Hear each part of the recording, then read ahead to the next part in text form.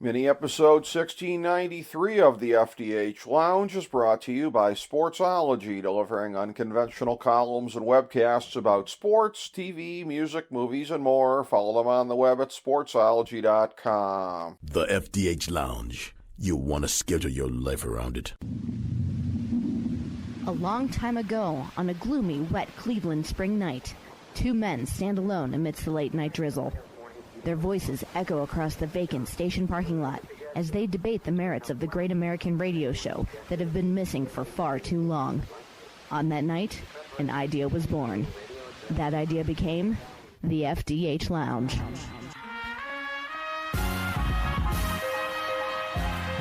Welcome to the FDH Lounge. Hello and welcome to FDH Lounge Mini episode 1693, the weekly FDH football preview show. I'm FDH Managing Partner Rick Morris here with our fantasy and non-fantasy preview for Week 17 of the 2023 NFL season, as well as a look at the college football semifinals. For last week's college picks, we are 0-1, bringing us to 18-12-1 on the season. By the way, we're coming off a 25-15 season in 2022, so it's a combined 43-27-1 over that span. Let's start with the Rose Bowl, where Michigan is laying 1.5 to Alabama. The Wolverines have been one of the best teams in the country all year, and especially at generating pressure. That pressure leads to a lot of turnovers, but they're not a bend-but-don't-break team that's overly dependent on them. But even though they've been several spots above Alabama all year, they may have drawn the short straw in this matchup. Nick Saban has never gone more than 3 years at Bama without winning a national championship. Are we sure that this will be the first time? Also, they've been arguably the best team in the country in close games this year, and so they don't flinch at playing from behind, whereas Michigan really didn't have to play from behind much in the soft Big Ten field this year.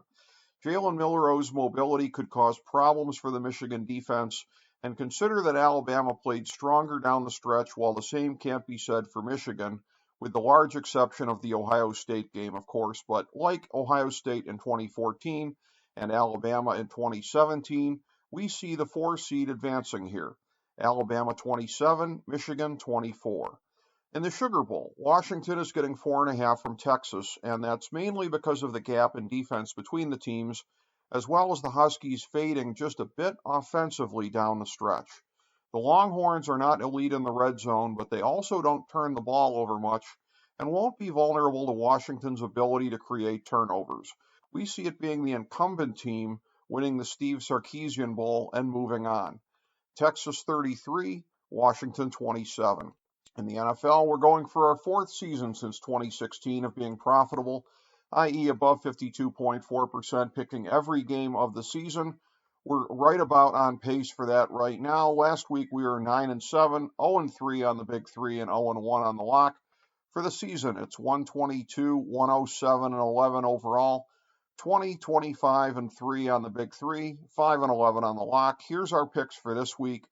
The New York Jets plus 7.5 over Cleveland, Dallas minus 4.5 over Detroit, Tampa Bay minus 2.5 over New Orleans, Buffalo minus 13.5 over New England, Chicago minus 3 over Atlanta, Indianapolis minus 3.5 over Las Vegas, the LA Rams minus 5.5 over the New York Giants, Philadelphia minus 11.5 over Arizona, San Francisco minus 12.5 over Washington, Miami plus 3.5 over Baltimore, Seattle minus 3.5 over Pittsburgh, the LA Chargers plus 3.5 over Denver, and Green Bay plus 1.5 over Minnesota. For our Big Three, it's Houston minus 4.5 over Tennessee, and Jacksonville minus 6 over Carolina. And in the 1,000-star gold-plated lock of the millennium for NFL Week 17, it's Kansas City minus 7 over Cincinnati.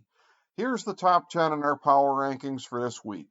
1 Baltimore, 2 San Fran, 3 Buffalo, 4 Miami, 5 Detroit, 6 Philadelphia, 7 Dallas, 8 Kansas City, 9 Cleveland, 10 LA Rams.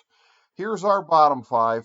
28 New England, 29 New York Giants, 30 Arizona, 31 Washington, 32 Carolina. Thank you for joining us for this week's FDH Football Preview Show.